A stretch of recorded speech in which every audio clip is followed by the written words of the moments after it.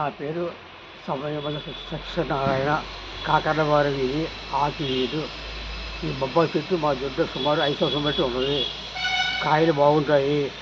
కాయలు రాలిపోయి పచ్చి తింటాయి. చాలా బాగుంటుంది. మా ఊరికి అందకుండా 40 అడుగులు పైన పెరిగిపోయింది. దీనికి నేను ఎరువులు పెంచలేదు. సహజసిద్ధంగా అవి మొక్కలు వేసి పెరిగి పెద్దదైపోయింది.